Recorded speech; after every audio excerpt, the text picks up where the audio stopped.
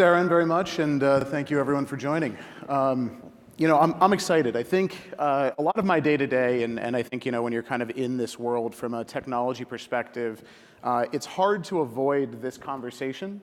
And I think this conversation is going to be the linchpin of really, from an enterprise perspective, how do you actually overcome some of these issues? And so I'd like to thank all of you for joining. Is that a warning that you're going to go straight in? I'm going to go straight in. Straight in. That's exactly it.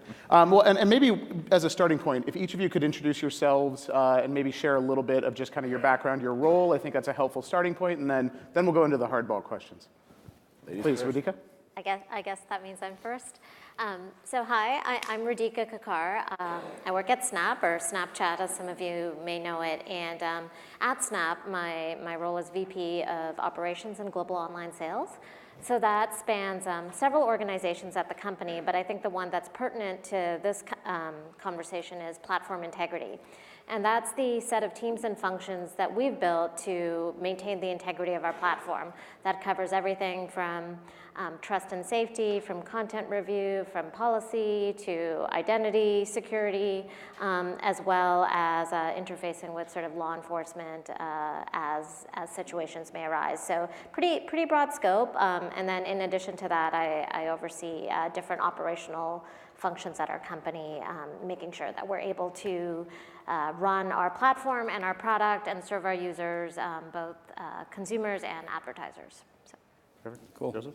Hi, I'm Yosef Levine. I'm Managing Director at Deloitte. I serve as our global technology controls, confidentiality, and privacy leader for our audit and assurance business, which is a team of about 80,000 professionals globally responsible for auditing the world's largest clients. And when I'm not doing that, I'm working with a bunch of Israeli startups on the next big ways, and have a track record of taking Israeli companies public over my career.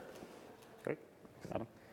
Adam Ely. So I'm the Deputy Chief Information Security Officer at Walmart globally. Just a really long title that says that I run a bunch of security functions and try to protect the company and customers wherever they are around the world. Perfect. So maybe we can start by exploring a little bit of the relationship that exists between privacy and security. And I'll start, and I don't know, for those here, maybe just kind of quick show of hands, who here has had a credit card? Everyone. Who here had their credit card number changed because there was some sort of an information disclosure, a breach, a security issue? The same exact people.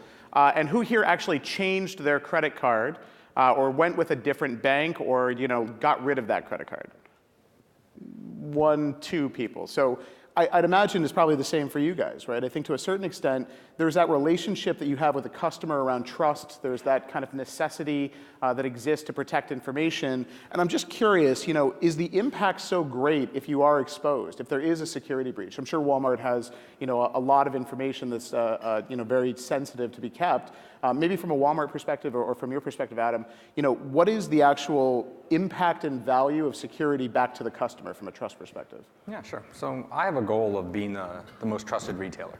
It's a goal that comes down from the board, and it's what drives kind of everything we do from a corporate side. But from a personal side, and the way that we look at it from my team is we're customers of the company. Like, I'm the customer. I shop at Walmart. I shop at Walmart.com. I shop at several of our brands. My father is a customer of the company. My mother is a customer of the company.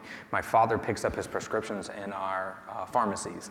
My mother buys, I don't know, whatever she buys, toilet paper and bananas, I don't know, whatever it is that week that's on sale, from Walmart. So when we think of trust and privacy and security, we're really ultimately thinking about the individuals that choose to do business with us because they have a choice. They can go elsewhere. We think about ourselves as well, and we think about how do we make the right decisions to always continue to build upon and maintain that relationship so that they trust us and will always come back to us, and that if something ever was to happen with their account, if they got a bad price on something, if they had a bad experience in the store, all the way through any other type of issue that could happen, that we get a little bit of benefit of the doubt that we'll make it right and we'll take care of them. So we take that same customer mindset that we would in the stores for whatever you might be shopping, and we think about that in the digital space as well. Well, I think it's interesting, but it also has to be contentious to a certain extent, and maybe we'll come back to this in a moment, but the thought process of retailers in general is how do I sell more? I think every business is all about how do I sell more, how do I drive, that next level of growth. I remember the anecdote from Target knowing about, the woman being pregnant even before she knew, right? Because of her spending patterns and what she was looking at and browsing. So all of that information, I think, there's this kind of, desire to drive. Has it become contentious ever where it's like, you'll take a step back and say, look, we can't collect that data, or if we do, here's the impact, or is that conversation happen a lot? So there's always those conversations in every business. When I ran security for TiVo, TiVo was an interesting business, right? It was the first DVR or PVR, depending on where you're from, and the US FCC put regulations in place against them about what they could do with the data that they could see, because it was a new concept. This is 1999. Now you just assume whatever you watch on TV, well, everybody knows what it is, and that's what it is. At TiVo, we built a thing called the Gray Council, and the Gray Council was there specifically to answer these questions.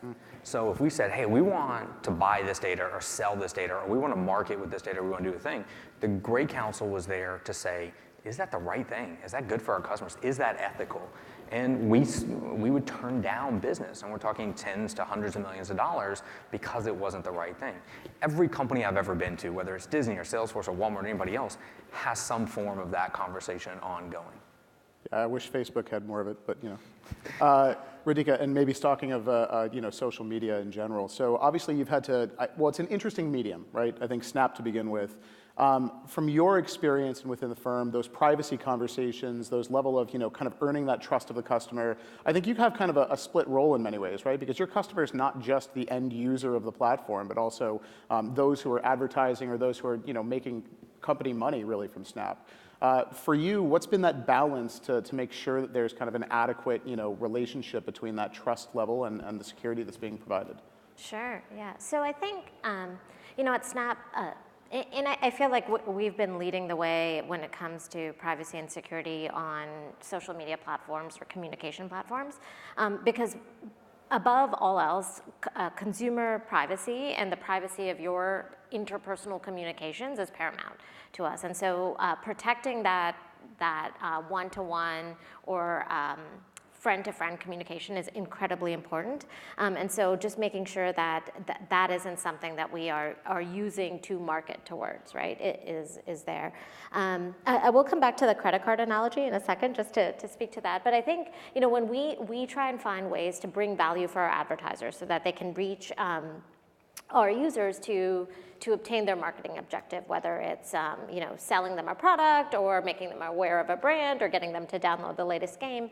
But in doing so, what we're not doing is betraying our users' trust, because I think that's really important, and not providing information about them that they haven't either opted into or that we haven't that is very detailed about their specific habits. So we will infer behaviors, and we also believe in giving users control of their data.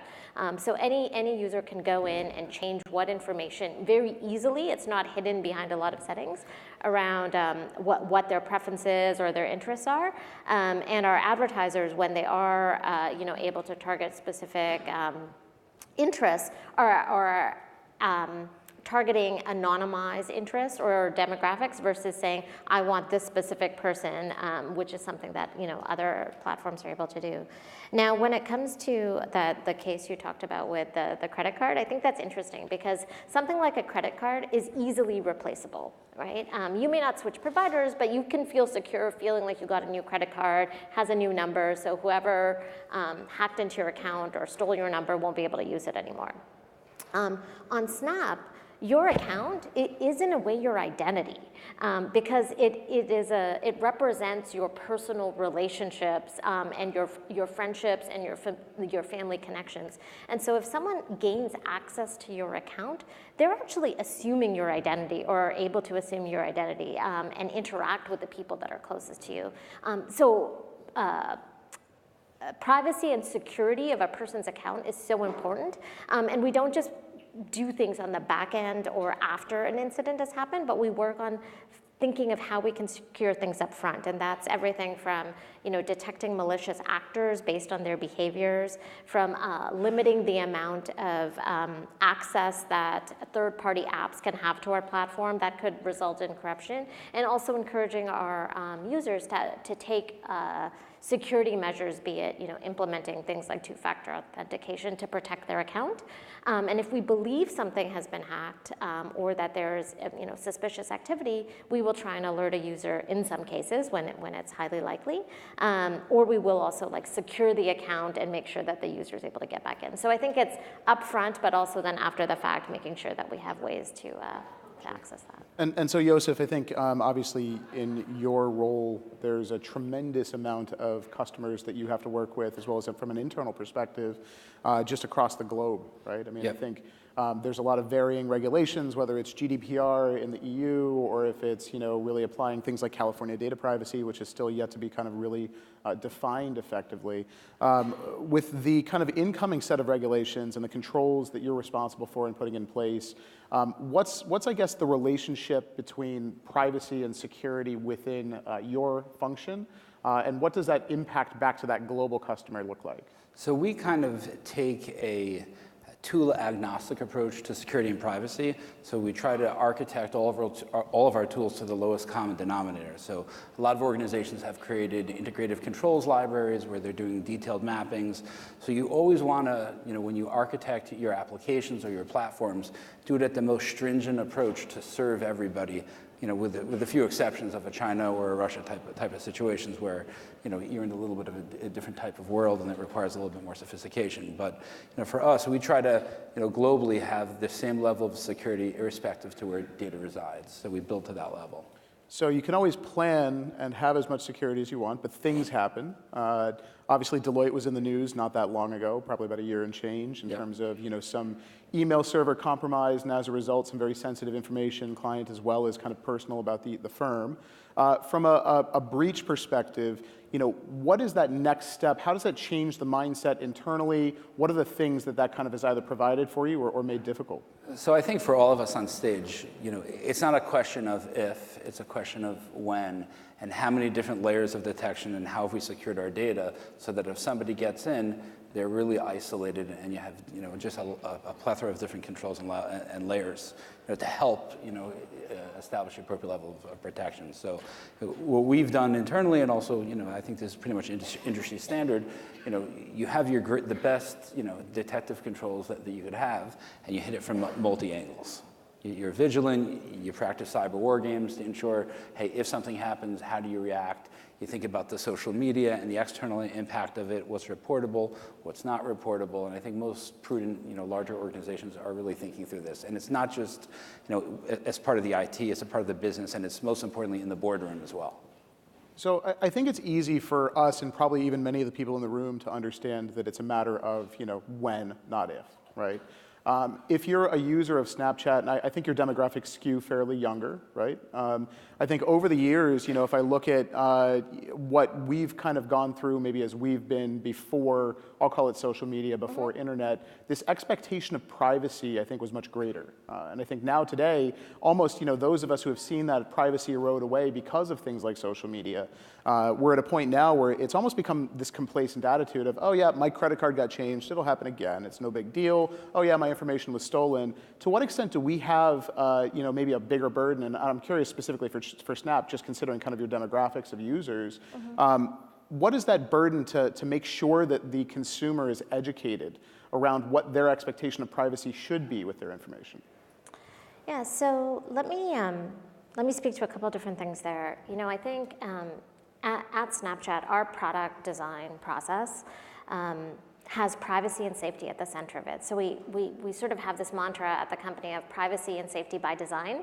And so every time we're developing a new product or a new feature, there's a cross-functional effort and in the minds of the designers, the engineers, the legal team, my ops team, to make sure that we are thinking through all of the privacy and safety implications. And when we design a product, thinking of how do we make this more secure? Are there ways that we actually build the technology and code it so so that the data is more secure? Do we offer settings to our users in a very transparent, clear way so they can control their experience and control their privacy? And then the other thing is when we introduce a product that involves sharing of information, we start from a place of limiting sharing from the beginning, so that your default setting isn't that things are broadcast to everyone, but that they are very controlled and you can choose to open it up. So I think that the privacy and safety by design element is how we assume that I wouldn't call it a burden, but that responsibility to sort of preserve the sanctity of interpersonal communication. And then I think the other thing with Snap is we have tried to not intentionally make things as easy to understand from your privacy settings and controlling your experience as possible versus having them very buried or convoluted or different settings for different features and things like that. So we've tried to make it as simple. We have it as part of our design process, and we really believe that the privacy of human communication is incredibly important. And we're also moving towards a world of encryption when it comes to sort of that personal communication. Because if you have a conversation with someone on the phone or in a meeting room or just in person, you expect that to be private and secure. And so that same expectation, we believe, translates to the digital communication space. I think that's true, but I almost think there's a higher burden that's associated with it, given the fact that something that is digital kind of lives forever, right? Not on Snapchat. Well, and I realize that maybe that's antithetical to kind of the Snap promise, right? But that goes back to data lifecycle governance. So, Sure. so that's really at the core, I think, of our product and the mindset. And Right. at Deloitte, we do something very interesting. How many people here grew up in the 80s and watched movies? So remember that good old movie called Wargames? Right, so I took my entire privacy confidentiality team. I said, it's movie night. We took over a movie theater. We had dinner brought in, and we said, you're going to watch a movie. Nobody was alive or remembers it. There was 3 people in the room that had seen it. I said, watch this movie. It's called Wargames. And everybody had a notepad, and I had them write a list of every single defect or security flaw that they were, from physical security to access security to whatever it is, where we are today and how we've matured and what the cyber world looks like and what we've learned. When you go back in time to what was just introduced, it's really a modernization of old world problems, and how we tackle it is just different. But it's really a mindset. And when we change the mindset of our developers and our coders and a business to all be in sync, at the core, all the tentacles that are born out of it are much better and safe. And Adam, I'll come back to this maybe from a different perspective. I assume that Walmart collects a lot of data because most retailers do. So I don't want to put words in your mouth if that's not the case. To what extent does the average Walmart shopper understand what you're doing with their data? So we don't actually collect all that much data.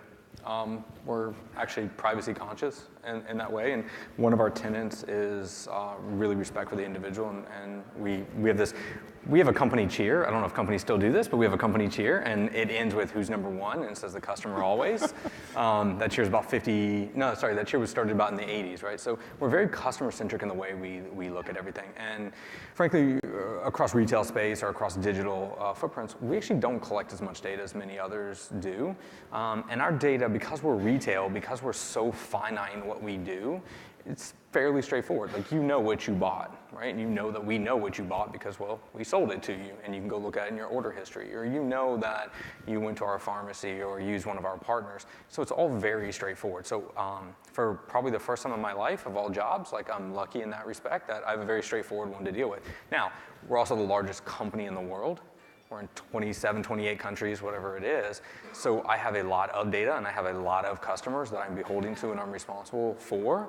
And those data sets are very different everywhere that they live, and they mean different things to different people. That's got to be painful from just a maintenance and an upkeep and a protection strategy perspective, right? I mean, each kind of different data set has its own kind of challenges to make sure it's protected per country. Is that part of this regulatory aspect, or is there a desire or a need to do that separate from the regulations? Or how do you address the fact that there's kind of these different stores? Yeah, so we actually take two approaches on it. We have what we look at our regulations are, and then we have kind of what we say the Walmart version of that regulation is. And the Walmart version is generally more stringent than whatever the actual regulation is. And we look at data sets and we look at risk and we look at the attacks that we see as an organization that others are seeing, and we say, where is somebody trying to steal data? What is important? What could be monetized? Or what do people, consumers, believe is important? What's important to them? And we say, all right, let's do the right thing and go and protect that. Generally speaking, new regulations come out and it's, we're already doing something in that space. It may be a curveball, there may be something that's new that nobody thought of before that we then go and address. But generally we try to look at it holistically as a program and then slot in the requirements based on geo or industry type or whatever the regulation may be after that. Yeah, and I guess maybe the same question for you, Yosef. Obviously, a lot of the things that you're doing are global in nature, right? Yeah. What are the challenges that you've encountered in trying to work with either regulatory bodies or the regulatory stipulations themselves and make sure that they're applied appropriately and not just lowest common denominator or kind of watered down? So I think all three of our organizations at a global level recognize the fact that regulations and law are many years behind technology. So we have to come up with the best approach that we can to comply with them and have some sort of a defendable position or story to tell upon regulatory examination. So a lot of that has to do with regulatory reach out, if needed, showcasing technology and how the world is changing and how we're applying new ways to solve older problems. So it's really about that, you want to always love your regulator and somehow embrace them, take them on the journey at the same time. So, and I imagine, things in the social sphere, and I realize Snap is slightly different, but yeah. When I think of the social sphere and I think where kind of the heart of some of these regulations have come up, it's really in backlash or addressing some of those, things, whether it's Cambridge Analytica and Facebook or it's, those types of issues. I know that must put it at the forefront of things that you're talking about, but as you work with different regulations and you try to stay ahead of all of that type of stuff, what's the kind of, I guess, maybe key lessons learned or your philosophy and approach? Yeah, I think what Yosef said as well, which is because of how our product and our teams have been focusing on privacy and safety from the beginning, a lot of the regulations that have been rolled out or are being developed are actually ones we're already compliant with. And so I think from our perspective, what we want to continue to do is lead the way in thinking about consumer privacy around communication privacy and safety, so that it isn't a how do we now adjust to be compliant. So for example, when GDPR rolled out, we had to make minimal to no changes to Snap for it to be compliant, because it already embodied the spirit of it, that's right? And so I think going forward, where in the communications and media space, we do see regulators, especially in Europe, starting to think about all the different types of user-generated content, or UGC, that can exist, and what is the responsibility of a platform to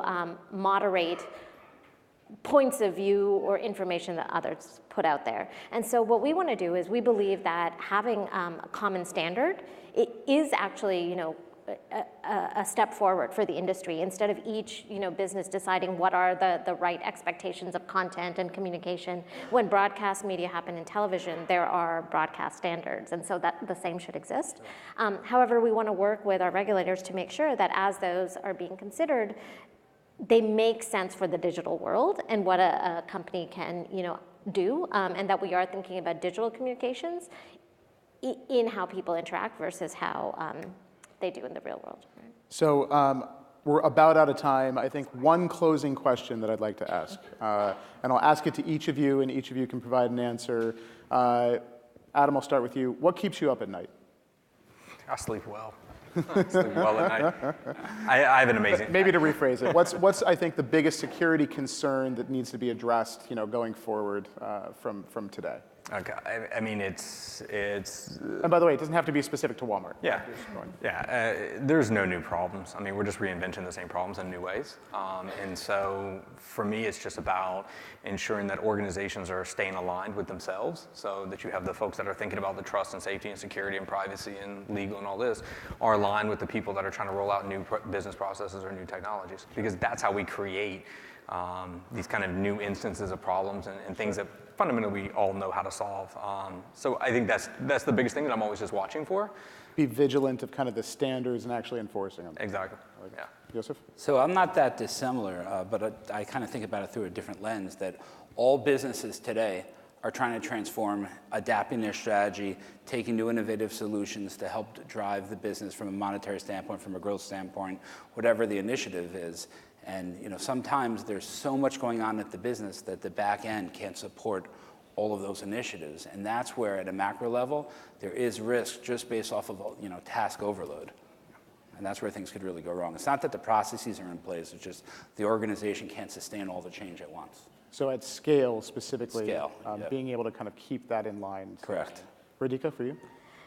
For me, I really focus on sort of human behavior.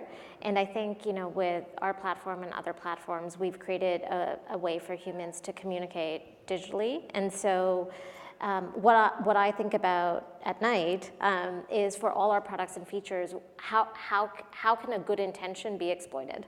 And so if we can anticipate those before someone with malintentions does, we can think of ways to mitigate it. And so it's always trying to think of, unfortunately, what are the ways good intentions can be exploited. Yeah. Well, thank you all very much for joining. Really appreciate the conversation. Please, let's give a round of applause.